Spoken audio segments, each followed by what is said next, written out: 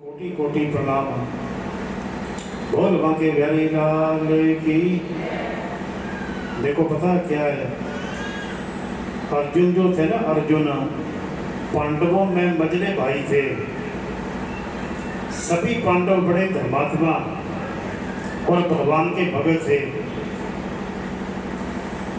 भगवान कृष्ण अर्जुन को बहुत चाहते थे और अर्जुन के भी जो प्राण है वो तो श्री हरि में बसते थे। वो इसका कारण क्या था, वजह क्या थी? एक बार बोलते हैं कि कैलाश के ऊपर माता पार्वती और भगवान शिव भगवत भक्तों के प्रति वार्तालाप कर रहे थे। तो माता पार्वती जी ने पूछा भगवान शिव से कि प्रभु, आपके श्री मुख से भक्तों की महिमा सुनकर मेरा चित्त जो है आत्म विभोर हो जाता है। प्रभु, आप जिन भक्तों की इतनी महिमा गाते हैं उनके एक आधे के मेरे को दर्शन तो करा दो। जब बोलते भगवान शिव ने प्रार्थना सुनी, तुरंत पार्वती जी को साथ में लिया और इंद्रप्रस्थ की ओर प्रस्थान किया, जहाँ पर कृष्ण सखा अर्जुन का महल था। द्वार पर पहुंच गए, द्वारपाल खड़े थे, उन्होंने प्रणाम किया। भगवान शिव ने पूछा कि अर्जुन क्या कर रहे हैं अभी? बोलते महाराज, वो तो सैनागार में सो रहे हैं इस वक्त। तो देवी पार्वती जी कहने लगी, प्रभु अब किस प्रकार दर्शन होंगे, वो तो सो रहे हैं। तो भगवान शिव ने कहा कि देवी तू चिंता मत कर, अगर किसी भक्त को उठाना है तो उसके इष्ट देव के द्वारा ही उठाया जाए तो बेहतर है। भगवान शिव ने वहां पर अपनी समाधि लगा ली और अपने अंतःकरण में भगवान कृष्ण का ध्यान किया, प्रार्थना किया कि प्रभु आप ही अपने भक्त को उठा दो। देवी पार्वती दर्शन करना चाहती है, दर्शन करने के लिए आई है। जब बोलते भगवान श्री कृष्ण जी ने वो प्रार्थना सुनी तो उद्धव जी को साथ में लिया, सत्यभामा जी को लिया और रुक्मिणी जी को साथ में लिया और इंद्रप्रस्थ की ओर आ गए। जब वहां आए, देखा अंदर अर्जुन आराम कर रहे थे, सुभद्रा चरण दबा रही थी। जब सुभद्रा ने देखा कि मेरा भाई कृष्ण आया है, एकदम खड़ी हो गई हो। तो क्या बोलते, वहां गर्मी का समय था, उद्धव जी और सत्यभामा जी चमर डुलाने लग पड़े, रुक्मिणी चरण दबाने लग पड़ी। अब थोड़ी देर बाद भगवान श्री कृष्ण पास में खड़े थे। उद्धव जी और सत्यभामा जी आपस में ना वैसे बात कर रहे थे। तो वहां पर भगवान श्री कृष्ण जी ने पूछा इनसे कि भाई क्या बात कर रहे हैं आप? बोलते हैं महाराज, अर्जुन के रोम रोम में से हरे कृष्णा जय कृष्णा की ध्वनि निकल रही है। रुक्मिणी चरण दबा रही थी तो रुक्मिणी ने भी कहा कि प्रभु चरणों से भी वही ध्वनि निकल रही है। भगवान कृष्ण पास आए तो उनको भी हरे कृष्णा जय कृष्णा की ध्वनि सुनाई दी और भगवान कृष्ण जगाना भूल गए। ऐसे प्रेमाभास में फंसे कि बोलते चरण दबाने लग पड़े हो। अब भगवान शिव और माता पार्वती बाहर खड़े थे, देखा कि कोई नहीं है। भाई ब्रह्मा जी का आह्वान किया उन्होंने, ब्रह्मा जी आए, भेजा कि जाओ उठाओ जाके। तो बोलते जब ब्रह्मा जी अंदर गए तो अंदर का दृश्य देखा कि प्रभु को चरण सेवा करते देखा। उसके रोम रोम में से हरे कृष्णा जय कृष्णा की ध्वनि सुनी तो ब्रह्मा जी भी चुप हो गए और वहाँ पर ब्रह्मा जी चारों मुखों से वेद स्तुति करने लग पड़े। अब काफी समय व्यतीत हो गया, देखा भाई कोई नहीं है। भगवान शिव ने देवऋषि नारद जी का आह्वान किया, देवऋषि जी आए, भेजा उनको कि जगाओ अंदर जाके अर्जुन को। पर देवऋषि जी जब बोलते अंदर गए, अंदर का दृश्य देखा, बड़े हैरान हो गए हो कि बोलते प्रभु को चरण सेवा करते देखा, हरे कृष्णा जय कृष्णा की ध्वनि सुनी, सुन रहे ब्रह्मा जी वेद स्तुति कर रहे और बोलते हैं नारद जी भी जगाना भूल गए और अपनी वीणा की कान के ऊपर हरि कीर्तन शुरू कर दिया उन्होंने। और जब बोलते हैं वो कीर्तन की, जब वो वीणा की आवाज़ भगवान शिव और माता पार्वती जी के कानों में पड़ी तो उनसे भी नहीं रहा गया, वो भी अंदर प्रवेश कर गए। बोलते जब अंदर का दृश्य देखा ना तो देवी पार्वती हाथ जोड़ के विनती करने लगी कि वाह प्रभु, क्यों ना हो ऐसे भक्तों की महिमा आपके मुख से सुनकर मेरा चित्त वाकई आत्म विभोर हो जाता है। क्योंकि वहाँ का अंदर का दृश्य देखा देवी पार्वती ने कि प्रभु को चरण सेवा करते देखा, ब्रह्मा जी को वेद स्तुति करते देखा, देव ऋषि जी को हरि कीर्तन करते देखा और उसके रोम रोम में से हरे कृष्णा जय कृष्णा की ध्वनि सुनी। तो बोलते भगवान शिव और माता पार्वती से भी नहीं रहा गया और उन्होंने भी वहाँ पर हरि कीर्तन शुरू कर दिया। देखो बोलते धन्य अर्जुन और धन्य उसकी भक्ति, क्योंकि अर्जुन के इस प्रेम प्रवाह ने सभी को झोंकर रख दिया था। देखो मेरा कहने का भावार्थ ये है कि विचार करना कि हम लोग भी कितनी की भक्ति करते हैं, तो बोलते हैं समय निकालना चाहिए, करो, क्योंकि नाम की ही महिमा है। क्योंकि जब तक, क्योंकि इस धरती का नियम है ना एक कि बिना बीज बोए फल नहीं निकलता। यहाँ पर बीज बोना पड़ेगा। मान लो कणक बीजते हैं, मक्की बीजते हैं, बीज तो बो दिया, लेकिन ऐसे है उसको उसकी गुड़ाइयाँ भी करना पड़ेगी, पानी भी लगाना पड़ेगा, रात को भी रखवाली रखना पड़ेगी, कोई खा ना जाए, 6 महीने का इंतजार भी करना पड़ेगा, तब जाके वो बीज फल देता है। क्योंकि धर्म के रास्ते में भी यही शिक्षा है। बोलते कि आप लोग कहीं कीर्तन हो रहा है, कहीं कोई सत्संग हो रहा है या कोई कथा चल रही है या कहीं देव दर्शन करने के लिए गए तो जाओ, क्योंकि वो भी धर्म के रास्ते में एक बीज बोने वाला काम है। बीज बोते रहो, बोते रहेंगे, एक ना एक दिन आएगा, समय आएगा कि वो बीज जो फल पक के तैयार हो जाएगा। क्योंकि जब तक वो बीज फल ना दे तब तक बीज बोते रहना चाहिए। तो बोलते धर्म के अनुष्ठान करते रहे आदमी। बोल बांके बिहारी लाल की, बोल अपने अपने सदगुरु महाराज की। देखो पता क्या है कि हरि व्यापक सर्वत्र समाना, प्रेम से प्रकट होई में जाना कि देश का दिशि विधि शिव माही, कहूँ सो कहाँ जा प्रभु नाही। हरि हर जगह हर घड़ी हर दिशा में विराजमान है। देखने के लिए बोलते प्रेम चाहिए, क्योंकि भगत और भगवान दोनों ही सनातन प्रेमी हैं। भगत भगवान के बिना नहीं रह पाते, भगवान भक्त के बिना नहीं। भगत और भगवान के जो बीच का रिश्ता है एक प्रेम का रिश्ता है। प्रेम के सिवा भगवान को प्राप्त करने का और कोई मार्ग नहीं है। क्योंकि भगवान जो सबके प्रेमास्पद हैं, उनके पास ऐसे गुण रूप और स्वभाव हैं जिससे सभी को आकर्षित करते हैं और आकर्षित करना ही उनका सहज स्वभाव है, इसलिए उनका नाम हरि है। एक बार पता क्या हुआ, एक ना संत जा रहे थे रास्ते में, तो उधर से 1-2 भक्त आ रहे थे। तो भक्तों ने संत से पूछा कि संत जी आप किधर को जा रहे हैं? तो संत जी ने पता क्या कहा, बोले बेटा फुटबॉल को क्या पता कि ठोकर कहाँ से पड़ जाए, मेरा क्या ठोकर इधर से पड़ जाएगी मैं उधर को चल जाऊंगा, जो उधर से पड़ गई मैं फिर इधर को आ जाऊंगा। उन्होंने कहा कि मैं भगवान कृष्ण और राधा जी का फुटबॉल हूँ। अगर राधा जी ठोकर मार देती है मैं भगवान कृष्ण के पास चला जाता हूँ, भगवान कृष्ण मार देते हैं तो मैं राधा जी के पास चला जाता हूँ।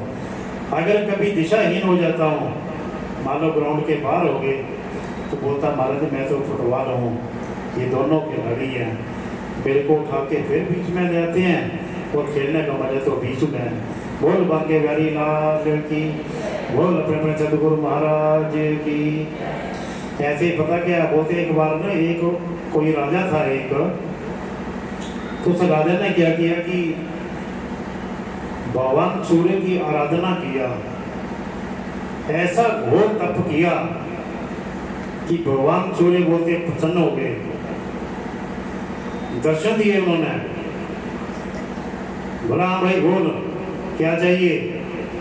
बोलता महाराज जी अगर मेरी तपस्या से आप प्रसन्न हैं तो ऐसे करो, अगर वर देना ही चाहते हैं मेरे को आप, तो मेरे को 1000 कब्ज कुंडल प्रदान करने की कृपा करो। पर मेरा एक कब्ज वो ही तोड़ सके जो पहले 10,000 वर्ष तप करके आए। चलो भगवान सूर्य ने तथास्तु कह दिया। अब क्या हुआ कि बल प्राप्ति करके उसने पृथ्वी लोक के ऊपर हाहाकार मचा दिया, हर तरफ उसने आतंक फैला दिया, क्योंकि ये तो प्रकृति है, सृष्टि है, इसका भी कोई न कोई नियम है।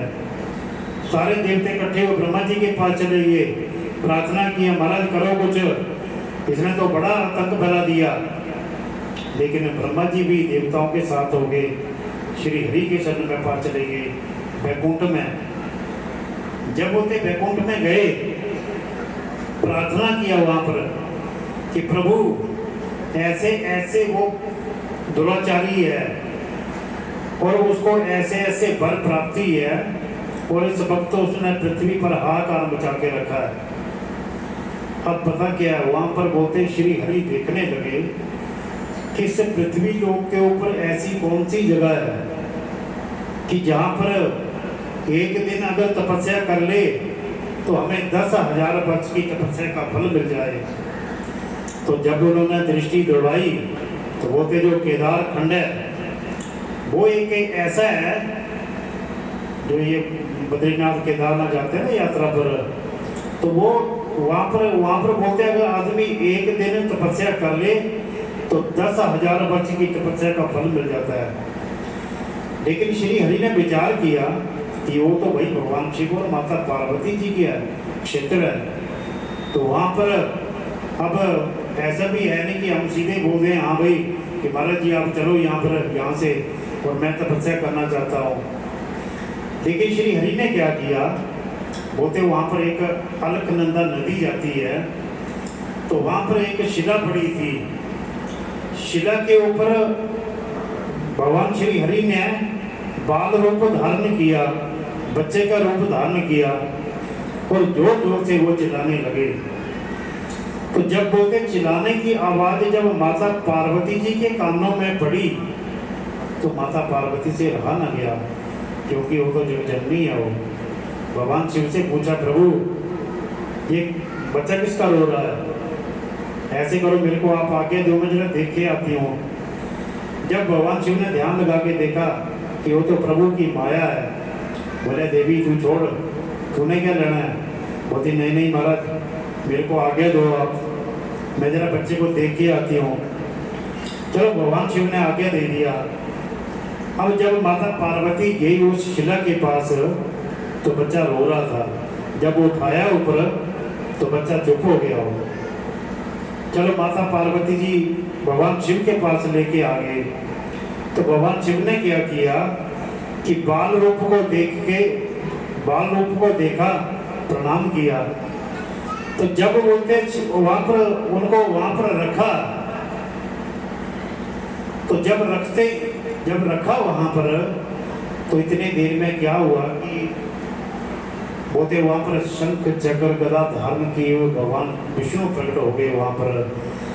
तो जब वह भगवान विष्णु प्रकट हो गए तो देवी पार्वती और भगवान शिव ने प्रणाम किया, श्री हरि ने भी प्रणाम किया।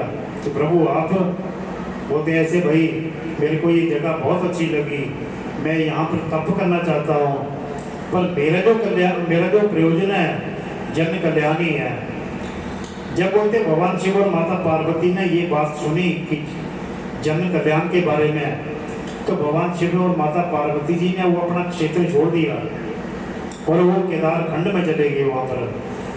अब श्री हरि वहाँ पर खुले आकाश के नीचे तप करने लगे। पता क्या तप जब तपस्या करते जब कोई करता है तो पता कितनी विघ्न बाधाएं आती है। कभी बारिश हो रही है, कभी मेघ बरस रहे हैं, कभी वहाँ पर बर्फ पड़ रही है, लेकिन श्री हरि बैठे रहे वहाँ पर। अब उधर क्या हुआ, बैकुंठ में माता लक्ष्मी बड़ी चिंतित से देखा कि भाई श्री हरि कहाँ चले गए, कोई पता नहीं चला कि कहाँ चले गए। तो वहां पर क्या हुआ कि देखा कि भाई देवऋषि नारद जी आए। तो माता लक्ष्मी ने पूछा कि भाई प्रभु, भाई देवऋषि नारद आप बताओ कि श्री हरि कहाँ है। तो उन्होंने बोला भाई ऐसे वो तो केदार खंड में वहां पर तपस्या कर रहे हैं वो। बोले अच्छा। तो माता लक्ष्मी तुरंत वहां से जब वो वहां पर बद्रीनाथ में पहुंची तो देखा कि वाकई प्रभु तप कर रहे वहां पर। तो माता लक्ष्मी जी ने विचार किया कि मैं अपने प्रभु की सेवा किस प्रकार करूं कि जिससे तपस्या में आने वाले जितने भी विघ्न बाधाएं हैं तो उनको प्रभु, मेरे प्रभु को कोई कष्ट ना हो। तो बोलते माता लक्ष्मी जी ने क्या किया कि एक बेरी का रूप धारण किया। बेरी का रूप धारण करके भगवान विष्णु के ऊपर छत्र छाया कर दी और तपस्या में आने वाले जितने भी विघ्न बाधाएं थी सब अपने ऊपर लेकर और भगवान श्री हरि तप करते रहे। काफी समय व्यतीत हो गया। जब बोलते हैं श्री हरि की समाधि खुली तो देखा उन्होंने कि भाई ये कौन है। तो माता लक्ष्मी भी अपने रूप में आ गई। बोले देवी तूने तो मेरे से भी कई हजार गुना तप कर लिया, क्योंकि मेरी तपस्या में आने वाले जितने भी विघ्न बाधाएं थी सब अपने ऊपर लेकर तूने तो मेरे से भी कई हजार गुना तप कर लिया। देवी ऐसे है, आप मेरे से कोई वर मांग लो। बोलती है प्रभु मेरे को क्या चाहिए, मेरे को आप जैसे पति मिल गए, अब मेरे को कोई कुछ नहीं चाहिए। बोले नहीं नहीं, कुछ ना कुछ तो लेना ही पड़ेगा, आपकी जो भी इच्छा हो बोलो। लेकिन माता लक्ष्मी जी मना करती रही। तो इतने में क्या हुआ कि माता लक्ष्मी ने जब मना किया तो श्री हरि जी ने कहा वहाँ पर कि ठीक है देवी, अगर तेरे को कुछ नहीं चाहिए तो मैं तेरे को देता हूँ। आज के बाद मेरा नाम लेने से पहले आपका नाम लिया जाएगा। तभी बोलते हैं कि लक्ष्मी नारायण राधे श्याम सीता राम, क्योंकि ये पर्व माता लक्ष्मी जी को मिला। ये अब क्या हुआ कि वहाँ पर श्री हरि ने दो रूप धारण किए, एक नर और एक नारायण। नर अर्जुन और नारायण भगवान कृष्ण। एक दिन एक तपस्या करे तो दूसरा युद्ध के लिए चला जाए, दूसरे दिन दूसरा तप करे तो 10,000 वर्ष की तपस्या का फल ले, एक कब्ज तोड़ के आ जाए उनका। ऐसा करते करते बोलते जब 9,999 कब्ज टूट गए, एक रह गया, वो युद्ध भूमि छोड़ के भाग गया। जब युद्ध भूमि छोड़ के भाग गया तो दोनों ही पीछे चक्कर धारण किए हुए और धनुष बांध लिए, दोनों ही नर और नारायण उनके पीछे पीछे जा रहे थे। लेकिन उसने क्या किया कि हर जगह शरण प्राप्त करने की कोशिश किया पर किसी ने शरण नहीं दी। आखिर में वो फिर भगवान सूर्य के पास आ गए तो भगवान सूर्य ने फिर उनको शरण दी। तो वहाँ पर नर और नारायण फिर पहुँच गए वहाँ पर। बोले भाई ऐसे है, इसको बाहर निकालो क्योंकि इससे तो अभी युद्ध होगा। तो बोलते हैं महाराज इस भक्तों में धर्म की मर्यादाओं में बता हूँ, शरणागत की रक्षा करना मेरा परम धर्म बन जाता है। मैं इस वक्त धर्म की मर्यादाओं में हूँ। तो भगवान कृष्ण ने कहा ठीक है, इस वक्त आप धर्म की मर्यादा का पालन करो, लेकिन जब द्वापर युग आएगा तो आपको यही माता कुंती के घर में डालना पड़ेगा। बोला ठीक है महाराज। देखो समय व्यतीत होता गया, समय ऐसा व्यतीत होता गया कि जब द्वापर युग आ गया तो माता कुंती जी ने दुर्वासा ऋषि जी की बहुत बड़ी सेवा किया। सेवा करके दुर्वासा जी ने एक ऐसा मंत्र दिया कि जिसके प्रभाव से वो किसी भी देवता को बुलाए तो वो देवता प्रकट हो जाता था वहाँ पर। तो उन्होंने भी विचार किया।